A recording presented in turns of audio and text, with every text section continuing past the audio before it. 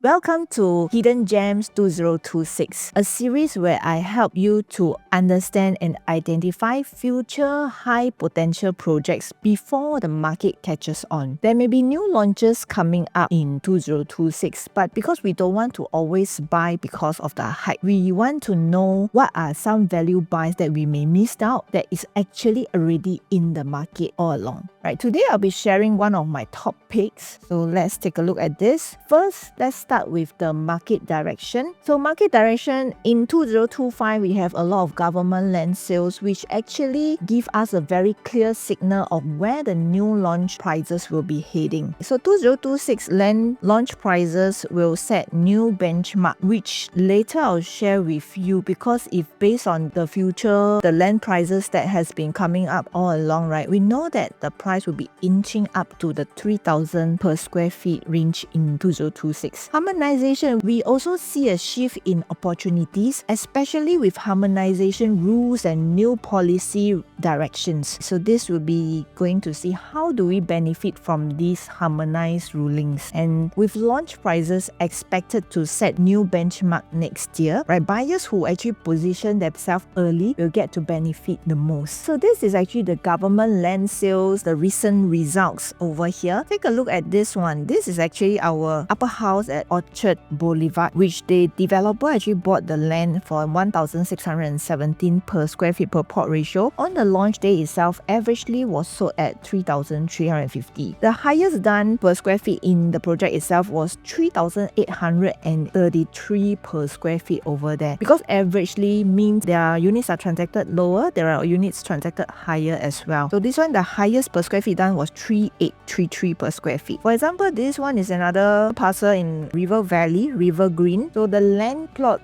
bought at 1,325 per square feet per plot ratio. So averagely done price 3,130 PSF. So over there, the highest transacted was 3,591 per square feet. So why do I need to share this with you? Because we want to know that based on the land price that the developer bought in, what will be the estimated launch price when they launch the development. So this one is actually our Lakeside Drive next to the Lakeside MRT. The CDL actually bidded this at 1,132 per square feet. So it's just $200 difference from this. So one main thing to see is that this land plot itself, there are 6 bidders, and all these are very reputable and big developers itself, right? So why do we want to know all this? Because all these are big developers over here. The next one would be this Dunyan Road. So Dunyan Road area, the land plot was bought at 1,410 PSF per plot ratio and a total of 9 bidders. So why do I want to highlight this 6 bidders and 9 bidders? It's actually to show you that developers are actually very confident of the market. That's the reason why there are so many big developers. They are actually bidding for lands over here. So it's rather competitive based on the land bid prices. Next would be this Chuan Grove. So Chuan Grove bidded at 1,376 PSF per plot ratio. In November 2024, we also have a Chuan Park over there. So Chuan Park average price was 2,579 per square feet per plot ratio. So the highest done is 2,785 PSF. The land bid that they have bought for the land is actually only 1,042 per square feet. So you see the next plot at Chuan Grove, they actually bid at 1,376. What would be the selling price when they launch the development? So this is something that we want to think about. Then this will be the Dorset. Dorset is 1,338 PSF PPR. So over there, we also have like a big number of a total of 9 bids from the developer. Sim Lian, we have 1,432 per square feet for this Holland Link site. Sim Lian actually bought 22% higher than the second highest developer. So these two, Kingsford and the Keppel Club site and the Newton site, is actually the latest news in November. Keppel Club site was bought at 1,326 PSF PPR, and this Newton site was bought at 1,820 PPR per square feet per plot ratio. So this actually shows that they are going to launch 3,000 plus per square feet at least. So land bid actually affects the launch prices. So we know that, you see, for example, the Zion Grand, the land was bought at 1202 per square feet, and then they already crossed 3,000 over there, right? 3,003, 3,005 per square feet. Promenade Peak, we also have 1304 per square feet per plot ratio, and then this will be their average price launch over on that side. So upcoming, we have the Lakeside Drive, then we have the Thompson View bought in at 1178 PSF PPR. Then we also have the Bayshore, which we always talk about because Bayshore is in the OCR area. OCR area, and they bought in at 1388 per square feet per plot ratio. So meanings to say that in future in the OCR area, 2007, 2008 or even touch 3000 may be a norm already. Tuan Grove is 1003 PSF PPR. So new benchmark prices we can see from the map over here. You see above 2001 PSF, meaning this minimally will be around these prices. Of course, there may be some of the lower PSF which is for marketing purpose, maybe 1 unit or 1 or 2 units. So over here we have the Danyan where minimally will be 28, then Tengah area 1009 PSF, Lakeside 2002 at least. So over here this will be River Valley side 2009, Bayshore 2008 plus PSF, right? Then here will be 2002, 2007, 2007. So you see above 2007, anytime they will be inching up to 3,000 per square feet already. So across Singapore, we can see the OCR, RCR and CCR showing the consistent direction of the market itself. So for the buyers, right, the question is, where is the next value pocket before the prices shift again? Okay, that's where we find the hidden gems. The hidden gems will appear out of nowhere suddenly. Then you say, hey, how come this would be like a good, we didn't notice all along, right? So I give you an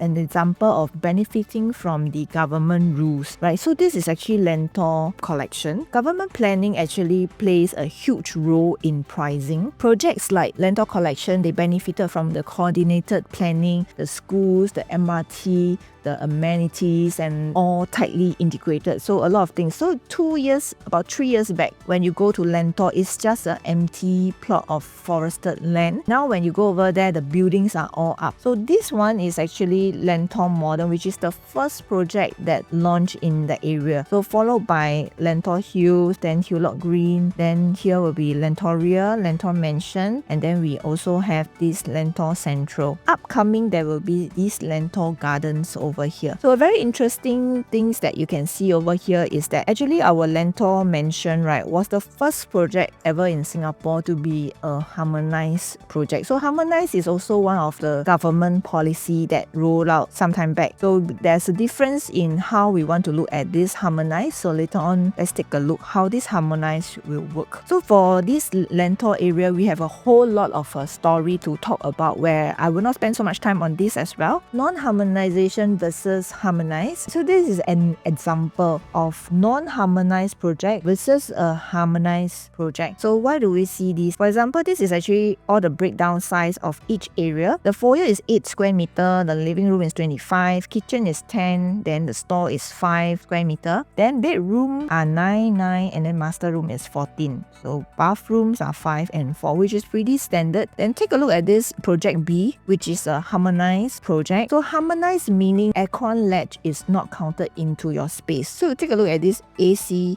is non-strata. That means this space is not counted into your space. So this one, project B, when you walk in, the whole living, dining and this walkway is 30 square meter. Bedroom 9, then the master is 13, 5 and 4 for the bathroom. They have a study or flex room at 5 square meter. The kitchen is 7, 2 and 1, about 10 square meter in total. So you see the difference between this and this is around 33 square meter. So it's about 3 square meter bigger than this project B. And then our kitchen is about 10, and then they have this one over here. So it's 1 square meter bigger, 1 square meter bigger over here, plus the aircon latch 6 square meter. So the rest are almost the same. Then this is about 1 square meter difference. So you see for this main 3 square meter plus the kitchen 1 square meter difference, the size is actually 990 square feet. Compared with this project A is 1098 square feet. The price difference over here is actually 295,000. 2.694 versus 2.399 is 295,000 difference. So if let's say we base on this and the projects are nearby in the same district, we would naturally want to choose this project B, Harmonize, because this will offer a better space efficiency and a lower entry price. So when it comes to long-term resale value, you would be definitely easier to offload your property and to make decent profits. So harmonize and non-harmonize, right, is not always harmonized is better. There are cases whereby we have some examples where the non-harmonized actually makes more sense than the harmonized unit. So this is one of the factors that we look at when we look into property. Now let's dive into our hidden gem of 2026, our One Marina Gardens. Okay, why do I believe that this may be one of the best buys of next year? So let me bring out the data for you. So this is how it looks like, a very nice 2 buildings over here. So this project is located in the central region because we have the west, north, northeast and east and central region. So this is located in the central region whereby we are located right on this side. Central region actually have 11 planning areas. So we are very conveniently located. Being in the central region, we are very close to like the CBD, the Orchard area, Marina area, and it's a very convenient. So we will actually have stronger rental demand, and also we have a high appeal to foreigners and also investors. For this area is actually a big transformation zone where we have the government's planning is going to have like high-rise integrated new township with retail shops, and then we have with offices and also hotels and residential in the area. So Marina South is very different from the CBD area because over that side is more of like targeting the office side. So in this area they want to have like a family oriented, so there will be more family style kind of lifestyle and amenities over on this side. So later I'll show you there's an example for this, because when the government sell developer this land, is required by the government for the developer to actually build a childcare center within that development. So to have childcare center, it already means a lot because the government is planning to have families moving into the Marina South area. So this would be one of the first project. This is actually the first project in the Marina Bay area. Okay, Marina Bay, the new township. One of the most exciting concept here is the 10-minute neighborhood, meaning that the residents here can get to the groceries, the food courts, childcare center, medical services, pedestrian malls, retail shops, all within a 10-minute walk. So that is what the government wants to achieve over here. So this actually support car-like living because there will be less car because all is walking distance to all these areas. So people will be not using car transport most of the time because it's all within walking distance. So inspiration from global city, the government also want to have this area like a lively urban neighborhood. Take a look at this. There will be a pedestrian mall in between. There will be neighborhood street over here. There will be an elevated landscape bridge towards from this Marina coastal side to the Gardens by the Bay area. So there will be a lot of public courtyards around the area, and then there will be main square and neighborhood plazas and all this. So it will become like a very vibrant area. For example, a very famous pedestrian street in China, our Nanjing Buxingjie, and also our Chunxi Road in China. So this would be like what the government wants to achieve, whereby when we stay over there, then we come down, then we have all these things right below downstairs. So One Marina Gardens is actually designed to sit at the heart of this transformation like this. So take a look at the location map. So from the map itself, we can see that the One Marina Gardens is strategically located over here, and it's directly linked down to the Marina South station. So Marina South is Thomson East Coast Line, the brown color line, and currently for this station itself is not open yet, but it's already in operation as of today, right? So from Shenton Way, currently you can already go straight directly to the Gardens by the Bay MRT station. Is already in operation. So by the time when our One Marina Gardens is TOP, this Marina South will be open as well. So you see our next door would be the whole Gardens by the Bay, the whole gardens. This is actually our national garden. So how often do you stay next to a national garden? So Singapore, we only have 3 national gardens. We only have Botanical Gardens, then Gardens by the Bay, and also Jurong Lake Gardens, these 3. So how often do you get to really stay next to a national garden and also with the very nice view of the Singapore skyline? So over here, there's future plots coming up, which I'll share with you in my next slide. So here will be what the government will be planning to do. So take a look at this. Here, there are 16 plots of GLS upcoming. So 1, 2, 3, 4, 5. This is same color. That means residential with commercial shops below, with retail shops below. And then all these are white sites. So white sites, it can be anything. It can be shopping mall, it can be residential, it can be hotels, it can be a lot of things. So white sites is one of the most expensive land, right, over here. Right, so One Marina Gardens being the first one, we have the first mover in this brand new township. So One Marina Gardens surroundings, we have very nice unblocked view over here. This is towards our Gardens by the Bay, and we can see the Marina Bay Sands, you can see the Singapore Flyer, then Marina South here, and this will be the National Stadium.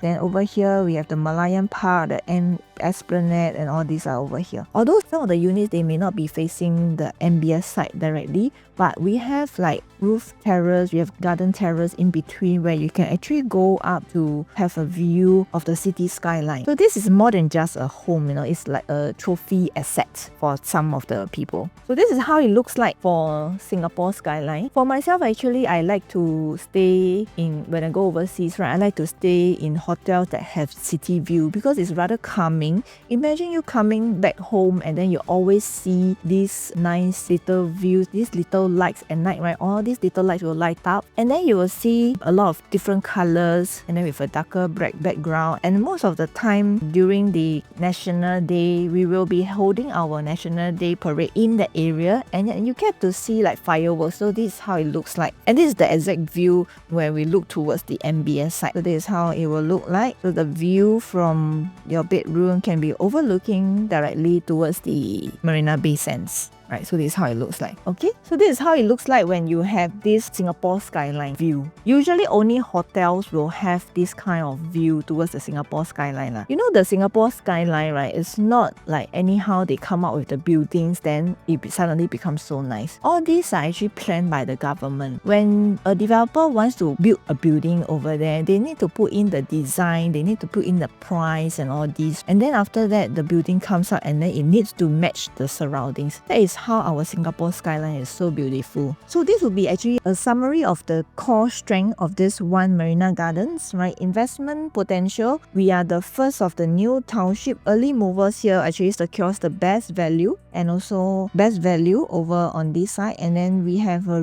breathtaking views as what I've just showed you. And then we have an integrated living. That means downstairs we have retail shops as well, and also a childcare center, and we can walk to the future pedestrian malls and all this. Direct access to MRT, right? The moment you go downstairs, and it will be linked to the Marina South station directly. Prime location, because in this area we will attract a lot of foreigners. When you tell people Marina Bay, they will know where is it. When you tell people Marina South, they will know where is it already. Early mover advantage. Most profit comes from buyers who actually bought directly from developer. So project info, a quick overview of One Marina Gardens. One Marina Gardens address will be 1351 or 3 or 5 Marina Gardens Lane. Okay, so a very prestigious address located in District 1. A total of 937 units. We have one block of 44 story and one block of 30 story over there. So the building is really nice. When you have time, you can really, when you are available, you may want to make time to go to the show flat to have a look. So over there, we have 4 commercials,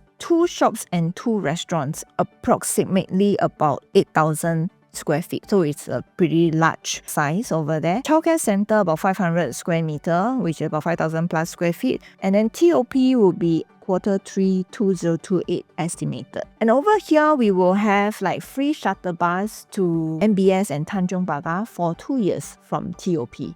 So this is how it looks like. We have a very nice entrance, a very nice drop-off area. So this actually is already inbuilt for premium living, right? And how it looks like at the pool view side, and also the building, how it looks like at night, directly linked to the Marina South Station as well. So let's take a look at some pricing. So this is an example of a District 9 new launch. This would be the transacted price, and below here will be the available unit prices. So for this District 9 new launch, they are transacting lowest 2,761 per square feet and highest 3,589 PSF. Averagely done over there is 3,001 per square feet. So this one is a District 9 development. And then the transacted price for a District 3 new launch will be 2,006 per square feet. The highest done was 3,005 per square feet. So this District 3 and District 9 projects is rather nearby each other. So the pricing for this is 2,009 per square feet averagely. So we'll take a look at One Marina Gardens. One Marina Gardens, also centralized location. We are in the central region. 2,007 PSF lowest. The highest done is only 3,181 per square feet. Averagely over here will be 2,009, which is similar and lower than this central region as well. Alright, so take a look at what we have available over there. For example, in this new launch District 9, lowest available is 3,002, the highest is 3,006 per square feet. Then for this District 3, 2,007 versus 3,005. And for our One Marina Gardens, our lowest we have 2,740 per square feet, and then the highest is still 3,001 per square feet. So over here, we are actually sort of like in between, and yet we are in a very centralized location with transformation and government planning new potential upsides coming up. This means you are entering the central region with transformation at a lower price. So you see, we are actually having a 400 to 500 per square feet safety net compared with these two developments in the central area. So next would be actually 2-bedroom prices that we have in One Marina Gardens itself, comparing with what's transacted. So the lowest available we have, right, is 2,786 per square feet for a 2-bedroom. We still have 191 units over there. And the transacted price has already done 3,000 on this side. Of course, on the higher floor. We still have different layouts and different facing, different floors available. So this is something which we can explore. So this is a 2-bedroom layout, how it looks like, one of the 2-bedroom layout, 2B4. Entrance going in, then a proper size living dining, 2 bedrooms and then 2 bathrooms. Classic layout whereby the bedrooms are on one side. And the price for this is 1.835, 2,793 per square feet. So this is our lowest available 2-bedroom in One Marina Gardens as of now. And then this will be our 3-bedroom. 3-bedroom proper size, 904 square feet. We have a household shelter for storage where a lot of family, they will want this household shelter. Then enclosed kitchen and 1, 2, 3 bedrooms, 2 bathroom and the living and dining. The size for this is 904 square feet. And how come 904 square feet? It looks like it's like the space are all very efficient and usable and looks spacious, right? Because this is actually also under harmonized ruling. So that means the aircon latch over here, these are all not counted into your space. So these are all not counted into your space. So next we have the dual key. So dual key is a pretty nice concept if let's say you want to stay in one unit and you want to rent out the other side. So it will help you in your installment to pay part of your installments as well. So this would be entrance coming in. We have one door over here,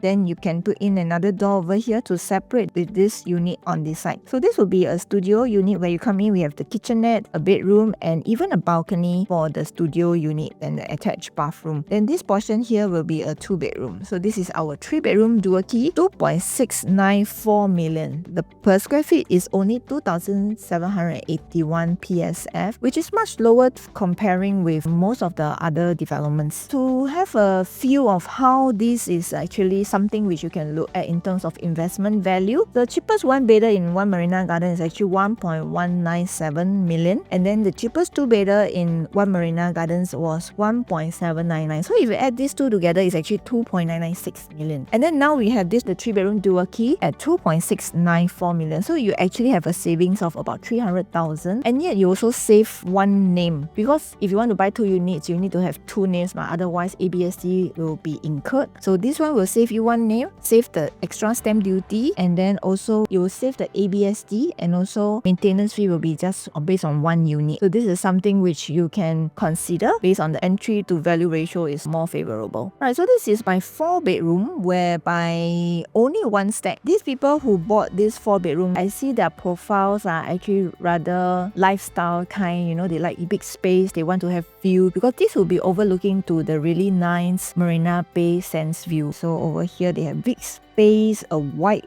living of 5 meters by 5.8 meters, and we still have a dry kitchen over here. Very ideal for people who likes to do gathering of friends. We have a kitchen, a huge kitchen where you can do heavy cooking, and yet you still have very big bedrooms over on this side. So this white walls over here, right, you can actually hack the white wall to make this whole room into one big room itself. So it's customizable, something which you can look at if you plan to stay there for long term, and also for retirement, and you know, when you go back home you get to see the very nice city view. So tenant pool in this area is super huge. We have the CBD professionals, we have the expats, the fintech over there, the hospitality, the Marina Bay cluster. Most importantly is that there will be childcare center over there. So the government's planning is to attract more families to come over here. But of course there are a lot of things that are not also announced yet. But by the time when they are announced and become a more mature estate, definitely the price will not be at this price anymore. So the rental over there as of now, Marina Bay area median rent is about 8,004. So over here, D1 is still the champion compared with the other districts 9, 10 and 11. So over here, people will still want to stay in this area closer to their workplace. Moreover, the government also wants to have more families coming in. In future, they may also move a school over. So we do not know about this. Just like for example, in Tengah area, last time it used to be empty plot, and that is also a new township. The government moved the ACS over